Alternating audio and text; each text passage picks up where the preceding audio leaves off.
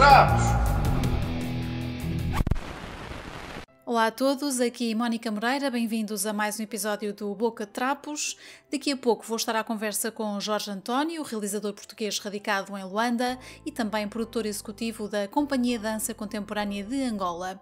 Para já, algumas sugestões. A partir do dia 20 de abril e até 4 de setembro, está aberta no Centro de Congressos da Alfândega do Porto Banksy, Genius or Vandal, uma exposição com obras do revolucionário artista britânico cuja identidade permanece ainda um mistério. Para ver nesta exposição não autorizada pelo autor, como habitual, há mais de 70 obras originais cedidas por colecionadores privados internacionais. As entradas têm preços a partir dos 7,5€, dependendo da idade. Mais informação em banksyexhibitionporto.pt. De 21 a 24 de abril temos em Lisboa, no Cinema São Jorge, o Festival Política. A programação é centrada no combate à desinformação, com humor, fotografia, filmes, debates, conversas, entre outros. Todos os eventos do festival são gratuitos e acompanhados por tradução em língua gestual portuguesa. Encontram toda a informação sobre este evento em festivalpolitica.pt. Na música, espetáculos em várias cidades nos próximos dias. A angolana Aline Frazão atua a 20 de abril no Teatro da Trindade, em Lisboa. Os Salto têm espetáculo marcado para 22 de abril no Stereogun, em Leiria. A Garota Não marca presença a 24 de abril no Convento de São Francisco, em Coimbra. E Amy Curl atua a 25 de abril no Teatro Cine de Gouveia. Conversa com Jorge António, já a seguir. Olá Jorge, bem-vindo ao Boca de Trapos. Olá Mónica, há quanto tempo? Estás bem? É verdade, está tudo bem, e contigo? Tudo bem, sempre a trabalhar. É isso mesmo, eu sei que tu andas sempre super ocupada, acabaste de sair de uma primeira edição do Doc Luanda, que acabou agora no dia 7 de abril, como é que correu? Olha, correu muito bem, correu mesmo extraordinariamente bem, se pode dizer assim, porque foi um projeto montado para caber, no fundo, nas datas institucionais do Camões e serviu também como experiência e correu muito, muito bem. E já estamos a trabalhar na segunda edição com reforço orçamental, com mais 2 dias no programa, com mais 2 salas na cidade e fora da cidade de Luanda, e com a possibilidade de fazer as 2 extensões a 2 províncias diferentes, e posso mencionar ao Lubango e a Saurimo. Por isso correu muito jovens, notícias, então. Muitos jovens dos cursos de cinema, audiovisuais, da Faculdade de Letras, ou seja, foi mesmo uma agradável surpresa. Fico contente por saber. Eu sei que aqui no Centro Cultural Português, portanto no Camões, vocês tiveram esta edição durante 5 dias, não é? 6 portanto, dias, foi uma sim, primeira 6 dias. edição, sim, 6 dias. A primeira edição, que é uma iniciativa privada, vocês não têm apoios estatais. Como é que foi pôr de pé esta primeira edição do Doc Luanda?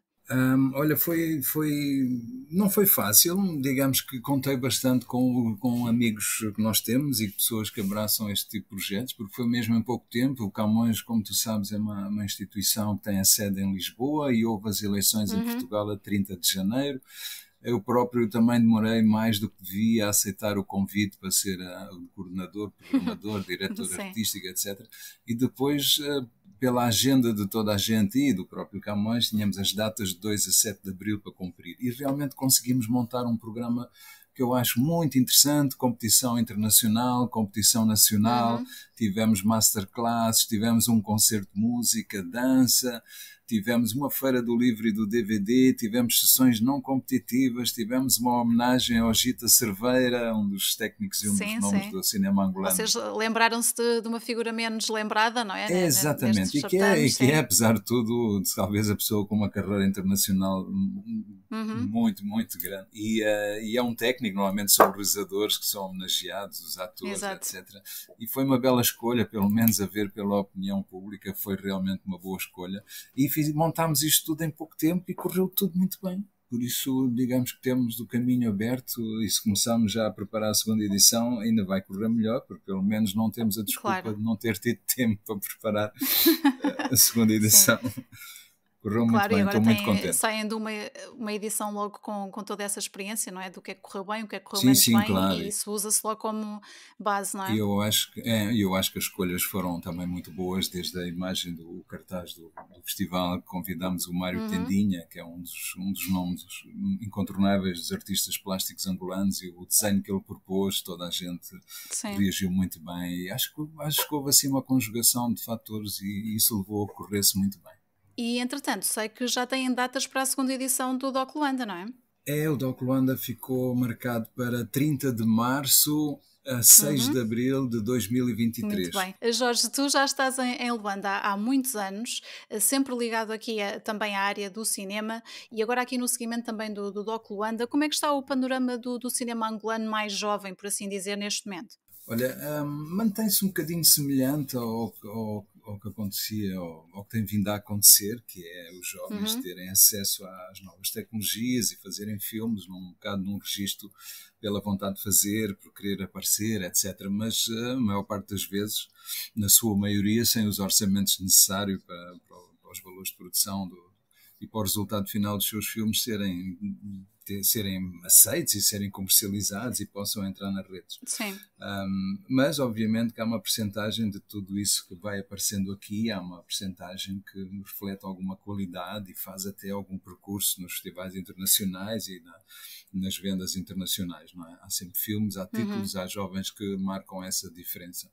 Mas o grande estado das coisas mantém-se, ou seja, não há apoio do Estado, Uhum. não há nenhum programa, não há estratégias de apoio, patrocínios, o que quer que seja, ao cinema e ao audiovisual angolano. O Instituto de Cinema Uhum. não funciona nesses moldes. O Ministério da Cultura juntou-se agora ao turismo e ambiente, quando era só cultura não dava esse apoio, agora que Pois. se E agora é mais multiplicou, difícil. agora mais Uhum. difícil fica e pronto, e é assim, e os filmes fazem-se exatamente por causa dessa possibilidade de poderes usar materiais técnicos a baixo Uhum. preço ou com facilidade, equipas de amigos, enfim, e as coisas vão aparecendo com o outro patrocínio, mas sempre orçamentos baixos, não é?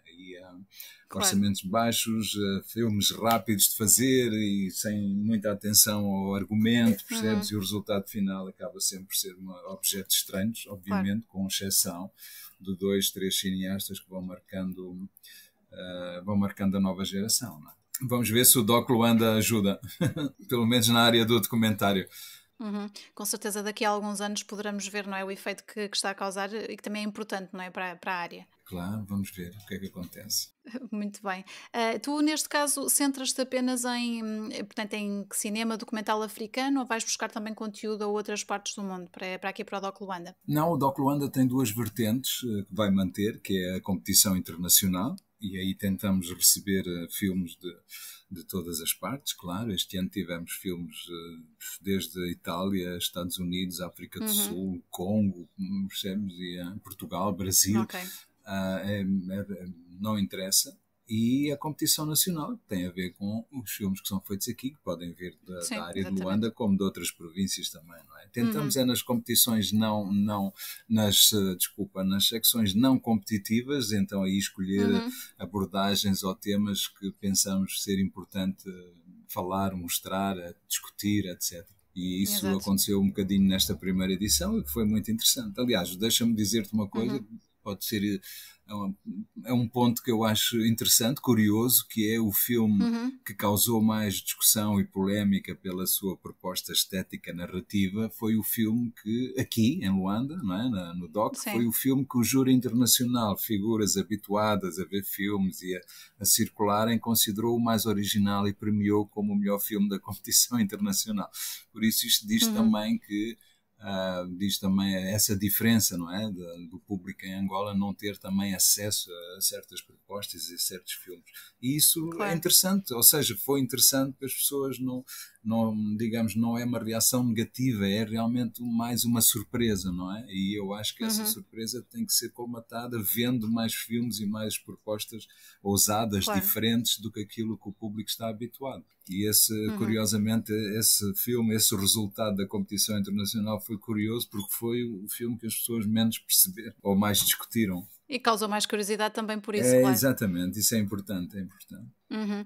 Eu quando penso em audiovisual em Angola, lembro-me sempre que têm grandes programas de televisão, produções que são também adaptadas de outros formatos, não é? Europeus e dos Estados Unidos, mas lembro-me também que há muita produção a nível de videoclipe na área da música e sempre Uhum, com coisas muito, muito ousadas. Portanto, há aqui um uhum. contraste grande, não é? Sim, é porque, bom, é preciso também entender que as propostas de produção de programas de televisão são televisão, não é? Uhum. E tem, digamos, Claro. tem outro contexto e falamos das televisões privadas, por exemplo. Eu acho que a televisão do Uhum. Estado não arrisca tanto como as privadas, não é? E estamos a falar também numa zona de que é o entretenimento com financiamentos diferentes, etc. Mesmo os videoclipes mais ousados ou com valores de produção têm por trás também, se Uhum. quiseres, os cantores mais conhecidos a nível comercial, Exato, sim. com as Uhum. editoras. Muitas vezes a produção é feita a partir também de fora, com equipas que vêm cá filmar, etc. É como a publicidade, um bocadinho o mercado Claro, publicitário, também não se é? faz Agora não muito, tanto sim. por causa Uhum. da crise, mas Sim, digamos claro. que é um fosso muito grande, porque são grandes marcas e contratam boas equipas, bons criativos, etc. Agora, em termos práticos daquilo que se pode considerar o cinema, quanto arte e quem são os autores angolanos, esses não têm apoio, não é? Não têm apoio para fazer Uhum, as suas claro. produções, por isso há esse contexto e essas diferenças acentuadas num país como Angola e numa cidade como Luanda. É de onde vem o Uhum. dinheiro e o que é que o dinheiro pode fazer nessas diferentes vertentes, não é verdade? Exato. Mas sim, Uhum. tens razão, é possível a ZAP, por exemplo, que vai voltar a emitir a partir do dia 1 de maio, teve Uhum. o concurso, por exemplo, o Vai Dança Comigo, né? Todo o mundo via, um Exato. concurso de dança, etc., Uhum. mas tinha um banco como patrocinador e era realmente Pois é, a diferença é essa, sim. um Uhum. programa montado com grande, chamemos-lhe, pompa e circunstância do ponto de vista técnico, Uhum. etc. Era realmente um grande programa de entretenimento, mas tinha uma grande produção e um grande financiamento por trás. Se sairmos desse Exato. contexto televisivo e formos para o outro lado, não há esses apoios. Uhum, exatamente. Olha, eu sei que as andanças dos festivais de cinema para ti não são novidade, não é? Já estiveste envolvida em vários, o Festival Internacional de Cinema de Luanda, também o Olhares sobre Angola, cá em Portugal, Sim, onde eu me é. lembro de ter ido, sabes que eu vi um documentário muito engraçado, que eu não sei se tu te lembras, que era o Death Metal Angola, que eu fui ver Sim, o à death metal Cinemateca. do Jeremy Shido, ele fez sobre as Exatamente, eu bandas de gostei death muito desse. metal. Esse filme foi Sim, eu interessante lembro-me porque perfeitamente de ter visto, já foi há muitos anos. tu viste no Olhar sobre Angola em 2014, na Cinemateca. Isso mesmo. O Jeremy Shido é um realizador americano que passou por cá e começou, penso eu, o filme no Wambo, porque Uhum. a Isabel fazia um festival de bandas Exato, era isso, death era um metal festival, era a e hard produção, rock, uma exatamente. coisa assim, no Wambo, Uhum. etc. E ele fez um documentário e nós na altura achámos imensa piada, que podia ser uma coisa super interessante, um documentário sobre bandas Sim, angolanas de hard rock e heavy metal, sim, etc. E então esse documentário é muito interessante. eu São achei objetos que aquilo muito surgem giro. no meio, às vezes são surpresas agradáveis. E esse Uhum. documentário era até muito interessante. Sim, acho que é uma das coisas giras, não é? O olhar Exatamente. É uma sobre das coisas giras de Angola. ir a este tipo de festivais, sim. Exatamente, e nunca se sabe o que pode aparecer, não é? Uhum. E o Olhar sobre Angola, agora que falas nisso, era uma mostra Sim. de cinema muito interessante e que surgiu também em Lisboa, era uma coisa anual. Surgiu em Mas já Lisboa, não existe? já não existe, acabou já há uns Ok, é uma anos. pena. É uma Hum. pena porque era uma coisa pontual, anual, em que mostrava as coisas que se iam fazendo. Tínhamos a Cinemateca a partir do segundo ano, acho eu, a Cinemateca como base. Era uma Sim. empresa que também estava na base, percebes? A empresa depois deixou de querer patrocinar porque não interessava. A própria Cinemateca depois entrava na sua programação e havia outros mecanismos e isso tudo começou a, digamos, a prejudicar esse projeto do Olhares e Uhum. nós decidimos, no Pois, fundo, que era melhor não continuar, porque já estava a dar mais chatices do que gozo, pois, percebes? sim.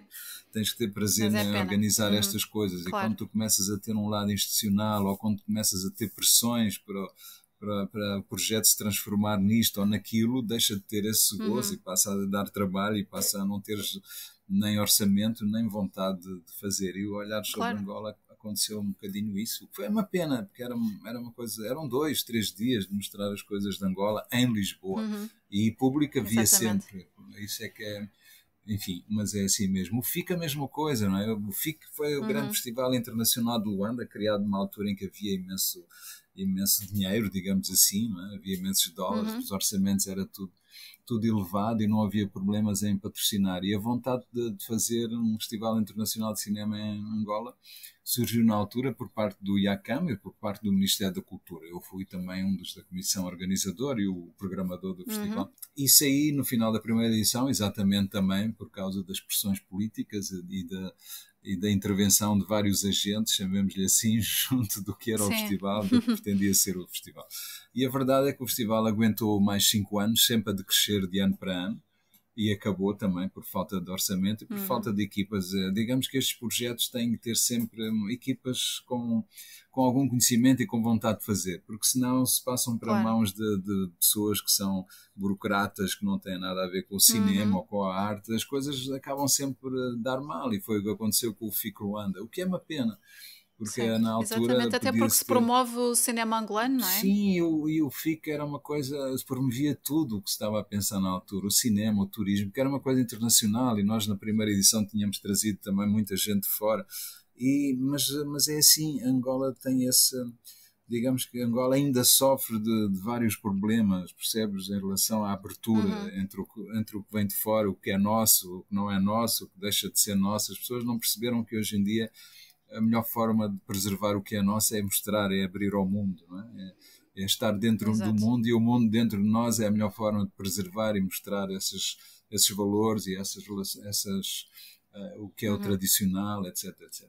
Por isso, o problema é quando se começam a usar esses valores para questões políticas, percebes? E para camuflar outras questões, como o racismo, tem que se falar disso abertamente, porque existe, obviamente, e é usado do ponto de vista político para digamos, provocar certas conversas. Neste caso, por exemplo, do DOC Luanda também, mas menos, porque como o Camões é uma instituição portuguesa que opera em Luanda, esse lado não foi tanto colocado, foi apenas colocado porque o Camões em Luanda também sofre do estigma de ser o Camões Centro Cultural Português. Ou seja, e muito bem disse um dos elementos do júri, um dos elementos angolanos do júri, um historiador, disse, na sessão de encerramento, ele disse: as pessoas têm que olhar para este centro como um centro que está em Luanda, por isso é dos angolanos, é dos luandenses, não é? E deixar esse estigma porque é português ou porque se chama português, não é nosso ou não é angolano. Não, é mais uma sala que Luanda precisa, e é mais um centro que se promove. Aliás, o trabalho do Camões em Luanda é exatamente promover, mais do que os autores portugueses, os artistas angolanos, não é? Por isso, quando fazemos um festival de cinema que se chama DOC Luanda, dentro das instalações não é português, é para o público angolano, para o público luandense e para Angola, não é? Mas este tipo de questões ainda surgem muito, e tu tens que lidar com isto, percebes? Exato. Olha, Jorge, eu vou passar aqui para um outro aspecto do teu percurso que envolve aqui muito trabalho, muita pesquisa. Se tu estás sempre envolvido em projetos que têm trilogias ou de coisas que levam algum tempo, não é? A mostrar todo o trabalho. São muitos materiais, precisam de vários. Sim. Exatamente. Então eu sei que tu tens sempre estes trabalhos que implicam muita investigação, muita pesquisa, muitas pessoas envolvidas. Quando eu te conheci, tu estavas envolvido no Angola, o Nascimento de uma Nação, que era uma trilogia de livros, não é? Mas sei que também tens uma trilogia documental, que é Angola, Histórias da Música Popular. E vou-te Portanto, onde é dizer que vem outra esta coisa, vontade Mónica, de fazer este trabalho investigativo? Sim. Sabes que fazer uma trilogia é uma coisa interessante, fica sempre bem agir, não é? Uma trilogia. Estou a brincar. Não, mas não é porque tem a ver com o material. Eu pessoalmente gosto imenso de história e gosto imenso de histórias que façam ir buscar outras histórias. Percebes? E tu, quando começas quando começas a procurar coisas, começas a descobrir material, começas a descobrir links, vai para ali, vai para ali, e são coisas que também deviam entrar, e é por isso que se calhar um volume ou um documentário não chega, estás a perceber? E foi isso. Depois tens de fazer e depois tens que estruturar, não é? com o trabalho com a Maria do Carmo Pissarra na trilogia dos livros sobre o cinema em Angola. Acabámos por ter a escolha certa, que era um volume sobre os filmes feitos antes da independência, depois outro volume sobre os filmes feitos até à independência das lutas de libertação, e outro volume no cinema pós-independência. Ou seja, tu ainda podias fazer mais volumes e mais trilogias se começasse ainda a separar os temas, não é? Os documentários, a mesma coisa. Surgiu a história da minha trilogia sobre a música popular angolana, e já te vou dar uma novidade para o teu programa. Sim, surgiu exatamente porque surgiu um projeto com o Mário Rui Silva, que é um músico angolano que vive em Paris, um dos grandes guitarristas angolanos. Ele estava a preparar um livro sobre as notas dele, as memórias dele e as conversas dele com outros músicos mais velhos. Um livro que se chama Histórias para a História da Música Popular Angolana. E há uma das viagens dele a Luanda, ele veio cá a casa, tivemos a conversar e eu disse, isso parece muito interessante e é o tipo de projeto que eu gosto. E então comecei a fazer contactos, a nossa intenção na altura, isto foi em 2005, 2004, era fazer uma série para a televisão. Mas na realidade, na altura, não interessou muito às televisões fazer uma série sobre a cultura angolana, neste caso a música. Interessava mais na altura falar sobre corrupção, sobre, percebes, a pós-guerra, a guerra civil, corrupção, o governo de Angola, Zé Eduardo dos Santos. Ou seja, que é um bocado, as pessoas estão sedentas, não lhes interessa um lado positivo das coisas e muito menos a cultura. E curiosamente não conseguimos qualquer apoio para montar meia dúzia de episódios sobre a música angolana. E eu disse ao Mário Rui, não, vamos fazer qualquer coisa. E então eu disse, eu vou falar com alguns amigos, com alguns patrocinadores e vamos fazer pelo menos um documentário para televisão de 50 minutos, 52 minutos, que se chama Angola, Histórias da Música Popular.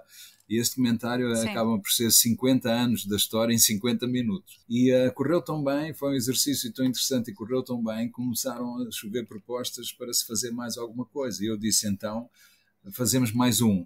Falamos sobre a atualidade. E a atualidade estava a nascer o Kuduro, não é? Na época. E então eu fiz o documentário que se chama Kuduro, Fogo Não Me Seca. E correu tão bem o Kuduro Fogo No Seco, lembras-te, foi patrocinado por um banco, por exemplo. Ou seja, de repente as coisas começam a desenvolver porque tens amigos que se interessam e porque podem apoiar. E então estreámos o Kuduro em Lisboa, na Cinemateca Nacional, estava cheio. Estreámos aqui no Camões, teve que haver 2 sessões porque havia tanta gente que não cabiam na sala. Isso resultou bem. E então, eu sei que esse foi um dos mais vistos, não é? Sim, o Kuduro Fogo Não Me Seca, acho que já passou em todo lado. E então e surgiu a hipótese de fazer mais um. E então eu disse, ok, então já que o primeiro foi um resumo, já que o segundo foi a atualidade, então se calhar interessa-me fazer um sobre como tudo começou. E como tudo começou foi com os Ngola Ritmos, e a luta pela independência contra o regime colonial. Mas o António Wall já tinha feito um filme, um documentário belíssimo que se chama O Ritmo do Ngola Ritmos. E eu disse ao Mário Rui e disse a mim próprio, eu não vou fazer o documentário do António Wall é brilhante, eu não vou fazer uma coisa igual, temos que abordar a história de outra maneira. Tem que haver coisas novas. E então havia 2 coisas fundamentais, que era o Mário Rui tinha arquivos nunca vistos de gravações com o Liceu Vieira Dias, por exemplo, áudios que ele gravou em casa dele nessa sua pesquisa, e isso dava-nos uma nova dimensão à história. O filme do António Wall é feito depois da vinda do Liceu do Tarrafal, da prisão, é já feito depois da independência, com todos. E este meu documentário é feito até à morte dele, ou seja, vai mais longe. Temos o Carlito Vieira Dias, o filho, a contar os últimos dias do pai. E o outro ponto era, o filme do António Wall teve censurado 11 anos. E então eu disse, então eu também tenho que ter o Wall a explicar porque é que o filme dele foi censurado durante 11 anos. E então quando reunimos estas condições fizemos o Tio Liceu, o lendário Tio Liceu e os Ngola Ritmos, que é então o último dessa trilogia. O que eu te queria contar, Mónica, é que eu neste momento estou a preparar uma nova trilogia sobre a música popular. Então olha, antes de avançarmos para a nova, deixa-me só dizer a quem estiver a ouvir o Boca Trapos de hoje e tiver ficado curioso para ver os seus trabalhos, portanto, no que diz respeito aos livros, a trilogia chama-se Angola, o Nascimento de uma Nação, há 3 volumes e fizeste isto com a tua coordenação e também com a Maria do Carmo de Pissarra, certo? Exatamente. Portanto, para poderem procurar como deve ser. E ainda estão à venda, ainda se conseguem encontrar. Sim, penso que sim, nas principais livrarias pode-se encomendar. A editora é a Guerra e Paz, por isso É Ok, fácil. então é mais uma informação útil. Depois, relativamente a estes documentários, chama-se Angola Histórias da Música Popular. Poderão também pesquisar, não sei se ainda estarão disponíveis ou Não, não, já não estão? Ok, a edição home video DVD dos três está esgotada. Vai sair ok. uma edição contendo os três filmes no Natal deste ano. Também posso dar essa novidade. Ah, boas notícias então, pronto, boa Sim, notícia. Para o Natal já pode haver então como presente a tua sim, os trilogia. três E num então agora disco só. conta-me lá, sim, Sim. boa, boa. Então conta-me lá esta novidade de mais uma trilogia. Surgiu na sequência do meu gosto pela música angolana e porque achei que se calhar havia Uhum, mais umas histórias que era preciso contar. E surgiu, se quer se diga, curiosamente, em setembro ou agosto, já não me lembro, 2020, durante a pandemia, uhum, a televisão, o canal de televisão Zap estava a gravar em estúdio programas musicais, não é? Aquela lógica de pôr as uhum, pessoas em casa a ver sim. coisas. E quiseram fazer um programa com músicos antigos, angolanos antigos, e chamaram-me, convidaram para ser uma espécie de consultor, não só pelas imagens de arquivo que eu tinha, e então eu comecei, fui gravar aos estúdios da Zap e reencontrei alguns músicos que eu conhecia e de repente uma conversa com um deles deu-me vontade de voltar a isto. E uma das coisas que ele disse Lá vais foi tu, não é? foi o clique, sabes? Foi assim o clique de dizer, não, Sim. isto merece ficar registado, não é possível o que ele me está a dizer, isto tem que ser filmado e contado. E foi assim que nasceu uma nova trilogia, eu posso dizer o que é, já não é Uhum, claro. novidade. Um chama-se o Disco de Ouro, vai ser uma lógica diferente da outra, claro. Um chama-se o Disco de Ouro e é sobre o único disco de ouro que existiu em Angola, um ano antes da Sim. independência, e que foi Uhum, atribuído ao Prato Paim, com um ok. single, uma música que se chama Bartolomeu, que toda a gente tem, especialmente todos os retornados na altura da independência, toda a gente tem este disco em casa em Portugal, percebe? Toda a gente tem. Uhum, E sim, um clássico. é a história do Prato Paim, porque o Prato Paim depois disso nunca mais gravou nenhum disco. E esta foi o Ok. clique que me levou a investigar esta Uhum, história que se chama O Disco de Ouro. sim. A segunda história chama-se Na Selva Humana. É um filme mais duro, Uhum, mais pesado e é com a figura do Beto Gurgel, que já morreu, a história-nos uhum, contada pelo filho, que também é músico, que é o Kizua Gurgel. Digamos, tem sim. um personagem narrador desta segunda história. A terceira é Uhum, mais clássica, digamos assim, com mais intervenientes, com mais depoimentos, que se chama Angola no 1, que é a partir do primeiro disco lançado umas horas depois do anúncio da independência angolana. Era um disco que estava preparado pelo Sebastião Coelho, que tinha os estúdios em Luanda. É um disco uhum. que se chama Angola no 1, é do Carlos Lamartine, acompanhado pelo conjunto Os Merengues, e é um filme sobre a canção de intervenção e a canção política antes da independência até esse primeiro disco que se chama Angola no 1. Uhum, sim, ok. Ok? Então tens aí O muito primeiro trabalho filme em deve mãos, não é? sair, o primeiro filme deve sair já, sei lá, no início do próximo ano, talvez. Vamos Muito ver. bem, vamos ficar Vamos à ver espera como é que desta corre. trilogia também. Mas é muito divertida. Temos coisas novas. Acabas por fazer aqui documentos históricos, não é? Que vão ficar para sempre aí ligados à história de Angola, o que é E é importante, não é? interessante. Documentar estas histórias. É muito importante, eu acho, e como os arquivos estão tão dispersos, tu não encontras em Angola material de arquivos. Os arquivos angolanos, outro dia dizia isso a um jovem cineasta, Uhum, com alguma curiosidade, é mais fácil neste momento encontrar arquivos sobre Angola fora de Angola do que em Angola. Por isso, um trabalho como exato. este que eu estou a fazer, que implica, no fundo, essa descoberta, essa recolha, acaba por ser uma mais-valia para o filme e para Angola e para as pessoas que vão ver coisas que Uhum. nunca viram. Não é? E estes três filmes têm coisas inéditas, têm coisas que não são vistas há muitos anos e que muita gente nunca viu, por exemplo. E isso é isso Uhum. que eu acho que pode dar valor ao trabalho. Claro, vamos ficar à espera disso também. Acho que é extremamente importante ter esses assuntos todos documentados. Às vezes Vai histórias que ser passam muito ao lado divertido. da maioria das pessoas. Sim, Ok, claro. Ilha Jorge, eu queria falar aqui de um outro Sim, projeto. Eu sei que tu estás ligado como produtora à primeira longa-metragem de animação portuguesa, que sim. curiosamente tem uma equipa angolana, não é? Ligada a este projeto. Como é que foi esta ideia? Isto já é um projeto com vários anos, não é? Este projeto tem cerca de. Nós estamos a falar do filme Naiola, Uhum, do José Miguel Ribeiro, que é um dos mais importantes e talvez dos melhores realizadores portugueses de animação. É um projeto que uhum, tem já estamos a trabalhar nisto há cerca de 8 anos. O filme encontra-se quase no final. teve 4 anos de produção efetiva em termos de desenhadores, em termos de equipas. O filme teve cerca de 2 dezenas de desenhadores em 4 países diferentes. Estamos a chegar ao fim. Aguardamos ansiosamente as respostas dos 2 grandes festivais agora em maio e em junho, que é o Festival de Cannes e o Festival de Annecy, que é o maior festival do mundo de cinema de animação. Contamos estrear o filme. A primeira exibição será certamente ou num ou noutro festival. Por isso está mesmo muito perto o primeiro visionamento da Naiola. A Naiola é um filme que nasceu... Ficas muito curiosa, toda a gente está muito curiosa. Fico curiosa porque eu sei que é baseado numa peça de teatro do Miyakoto e do José Eduardo Agualusa, não é? Exatamente. É um filme que nasceu a partir de uma peça de teatro do Miyakoto e do Agualusa, que fizeram para um grupo de teatro em Portugal, e que o Virgílio Almeida, que é o argumentista, pegou e desenvolveu. Ou seja, é um trabalho criativo muito grande do Virgílio também. A base da história da peça mantém-se, que é em Luanda, a casa da avó. É um filme sobre 3 gerações de mulheres, a avó, a filha e a neta. É um filme de mulheres, digamos assim. A avó que passou a guerra colonial, a filha que passa a guerra civil e a neta que é uma jovem dos dias de hoje, contestatária, e ainda por cima o personagem é uma rapper. Por isso faz músicas contra, digamos, o sistema, contra o que está mal, etc. É uma contestatária. E são 3 gerações de mulheres. E eu acho que uma mais-valia, como não podia deixar de ser, é o desenho, o traço e a proposta gráfica do Zé Miguel. Ela é realmente original, por isso é que é um dos melhores desenhadores portugueses e da Europa de cinema de animação. E realmente é uma coprodução entre 4 países.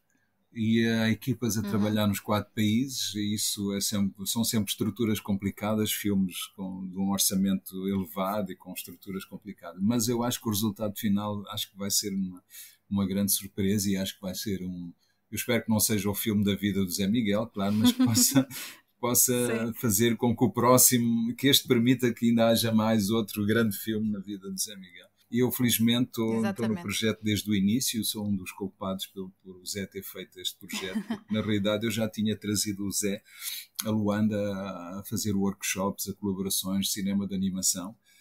Nós conhecemos num júri de um festival em Portugal, fomos do júri. Ele queria conhecer a África, eu convidei-o para vir cá e pronto, e foi dessa amizade que nasceu este projeto. Nasceu o Naiola, não é? Chateei-o para fazer um filme que se passasse em África, em Angola, e de repente nasceu o Naiola, e está quase a nascer mesmo, efetivamente. E é Vamos ficar à espera também. Eu sei que a equipa de atores e vozes são angolanos, não é? Todos os atores são angolanos. Gravamos, ainda há pouco acabei de gravar últimas coisinhas aqui em Luanda, no estúdio da Criacom, de um amigo, Henrique Santos. E gravamos todos os atores, mesmo vozes que entram no filme, gritos, vozes de polícias, de quitandeiras, as mulheres que vendem na rua. São tudo figurantes e atores angolanos que foram ao estúdio gravar as vozes. Não há nenhuma voz gravada em Portugal.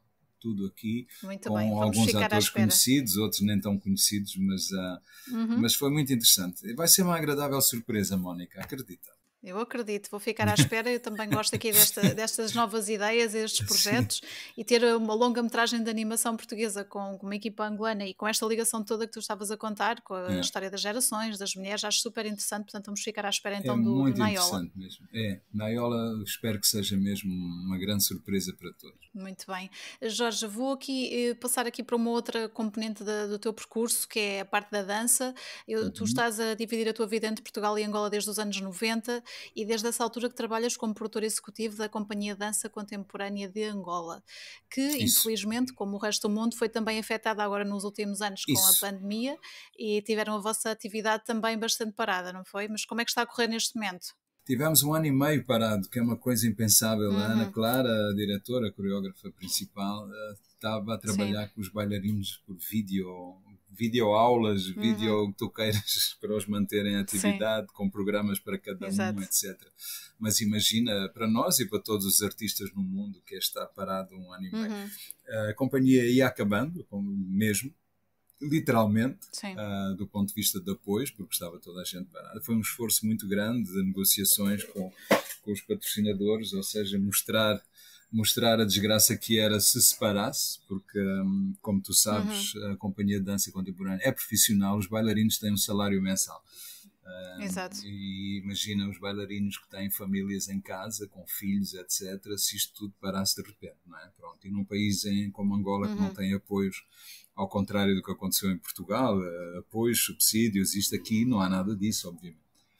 No início foram distribuídos uns cabazes, não se sabe bem a quem, ou seja, não existe uma estratégia, é como a história do cinema, não Pois, existe sim. uma estratégia para as artes, para a cultura, então é cada um por si, por isso imagina, e foi isso um bocado o argumento, sensibilizar os patrocinadores, que é, nós não é a companhia que está a acabar, são não sei quantas pessoas, não são só os 5 ou 7 bailarinos ou os 10, são aqueles 10 vezes não sei quantas pessoas lá em casa, não é?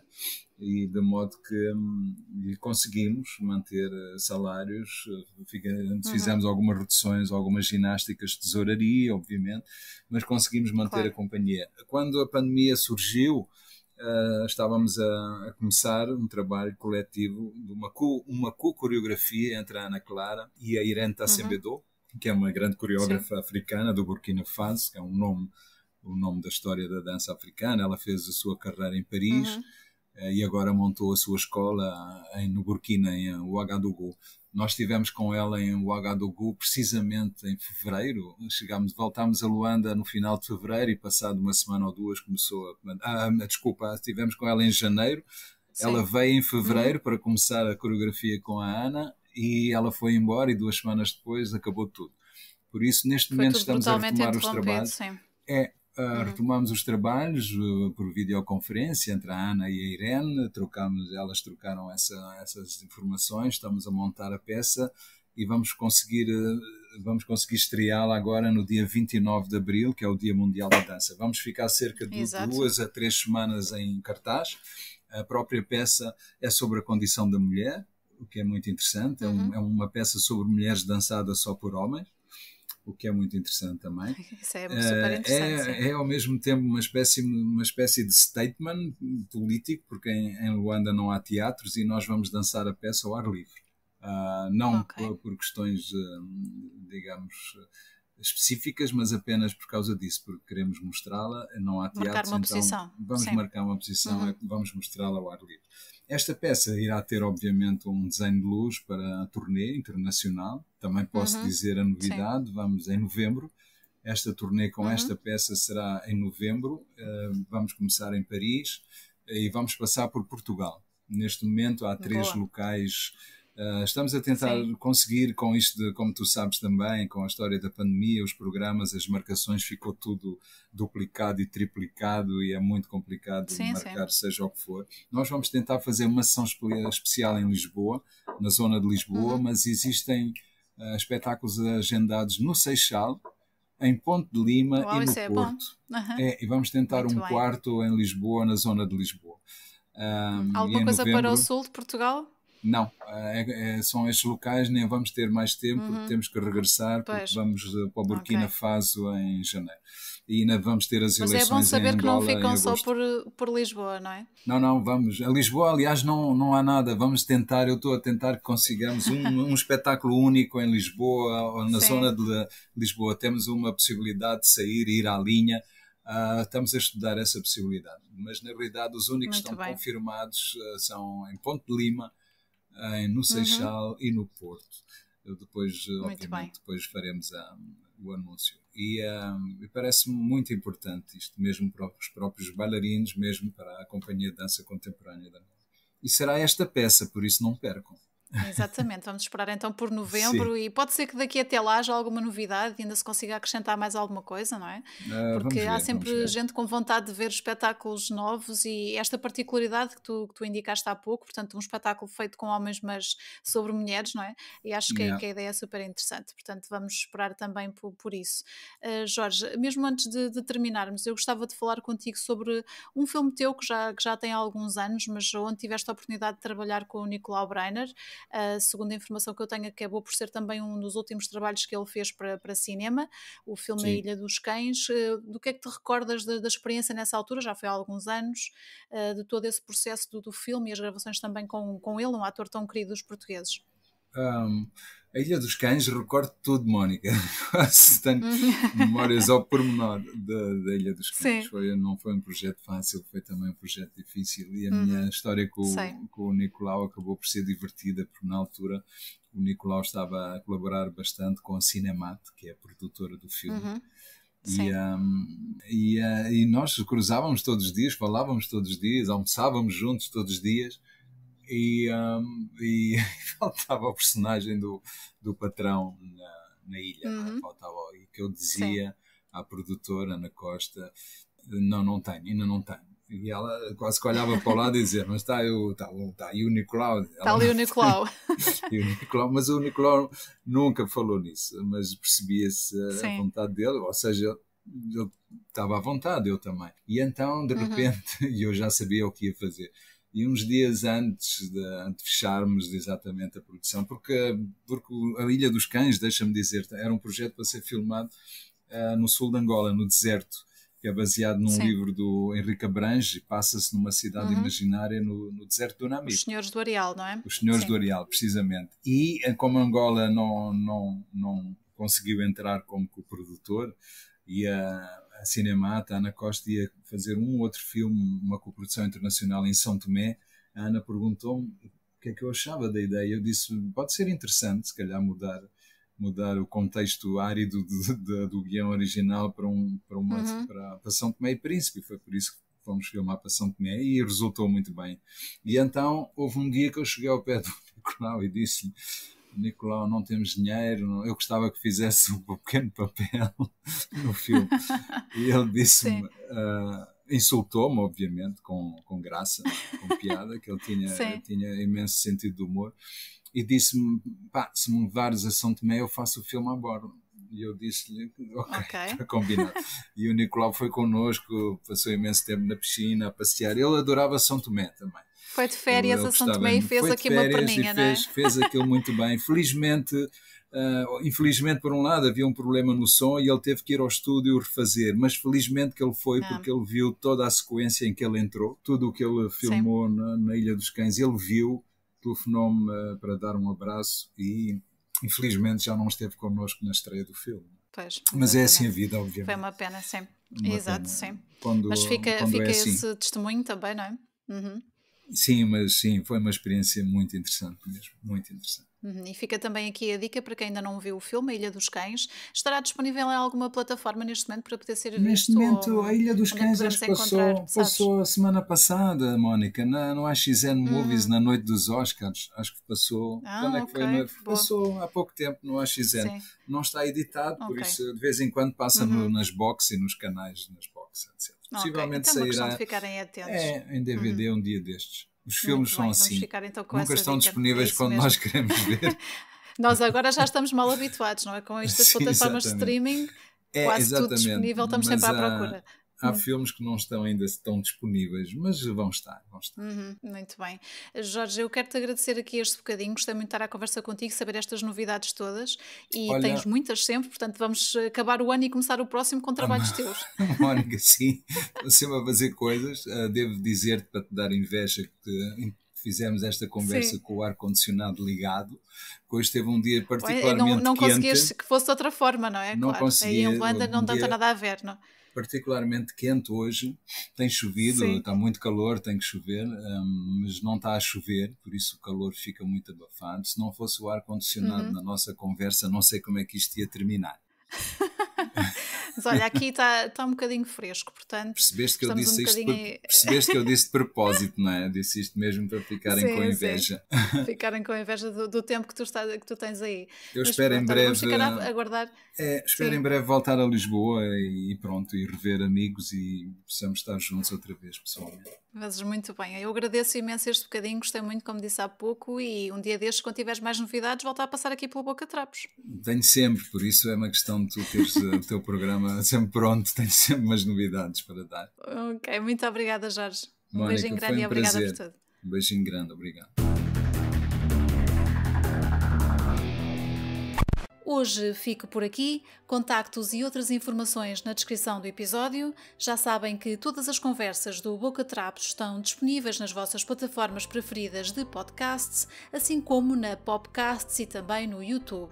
Obrigada por terem ficado por aí, tenham uma boa semana, até ao próximo Boca Trapos. Boca Trapos!